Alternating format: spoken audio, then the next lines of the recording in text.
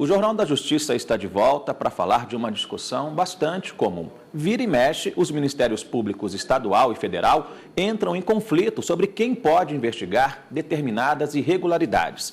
Uma delas vem lá do Rio Grande do Norte e deve entrar na pauta de hoje da sessão plenária do Supremo.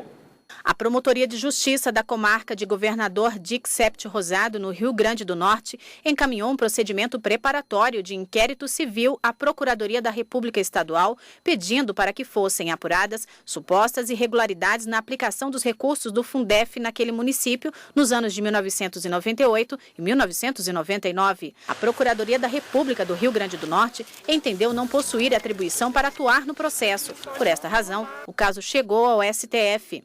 Cabe agora ao Supremo julgar se é atribuição do Ministério Público Federal ou do Ministério Público Estadual atuar no caso. A Procuradoria-Geral da República opinou pela instauração do conflito negativo de atribuição e reconhecimento da atribuição do Ministério Público do Estado em matéria civil, sem prejuízo de posterior deslocamento de competência à Justiça Federal, caso haja intervenção da União.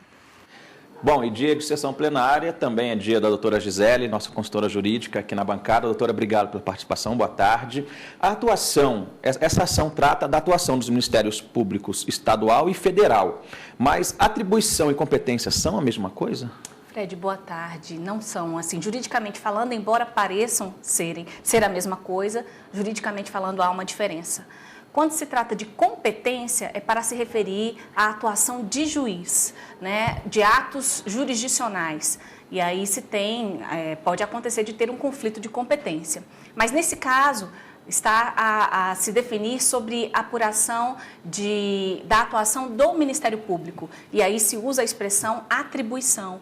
Então, quando se trata de conflito de atuação entre autoridades, como no caso de Ministérios Públicos, ou até a atuação da polícia, por exemplo, aí a expressão que se utiliza é a atribuição. O interessante é que quando se tem, por exemplo, o Ministério Público, tanto o Ministério Público Estadual quanto o Ministério Público Federal se dizem que tem atribuição para apurar, para investigar determinadas condutas, se tem aí um conflito positivo de atribuição. E quando se tem uma situação como a que está na pauta do plenário desta tarde, em que tanto o Ministério Público Federal quanto o Ministério Público Estadual se dizem que não são eles que devem investigar, aí se está diante de um conflito negativo de atribuição. Mas nesse caso é positivo, porque a gente fala em conflito, geralmente já pensa uma coisa meio negativa, nesse caso não é, né? Não é um conflito, na verdade se fala em conflito, é um termo jurídico mesmo. É apenas o Supremo Tribunal Federal, ele vai, na verdade, dirimir esse conflito. De que forma? Dizendo qual é o Ministério Público que vai efetivamente apurar essas irregularidades que estão sendo investigadas. E nessa ação que deve ir para a sessão plenária de hoje aqui do STF, que tipo de irregularidade se pretende apurar?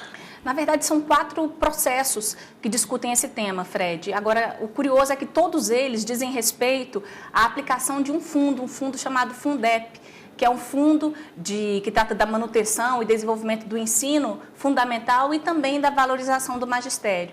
Então, todos eles tratam de situações em que prefeitos utilizaram, se há ou não irregularidades na utilização desses fundos por prefeitos de diversos municípios, de diversos estados.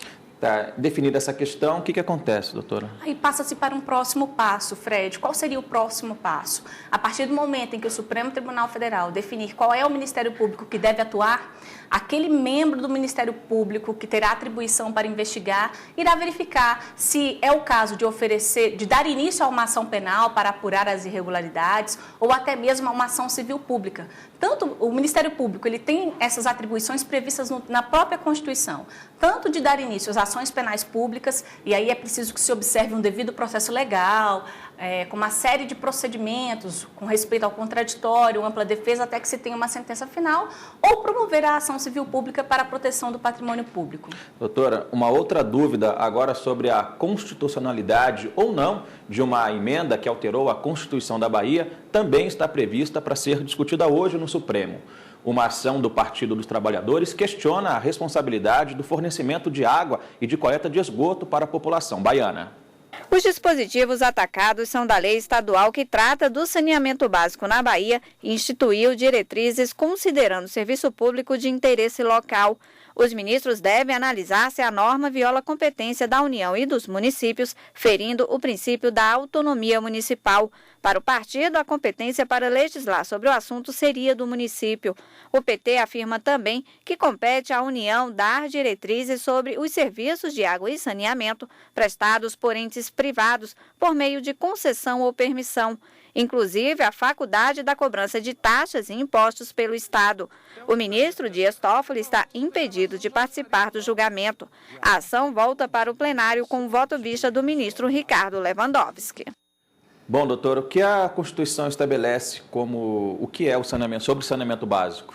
Fred, a Constituição Federal, ela trata que os serviços de interesse local, elas são de interesses do município. É o município que deve dispor e prestar, ou diretamente, ou sob regime de permissão ou concessão, esses serviços. Mas há um entendimento, né, sobre esse dispositivo da Constituição Federal, que entende, então tem diversos juristas e doutrinadores que entendem que serviços de saneamento básico seriam da competência do município.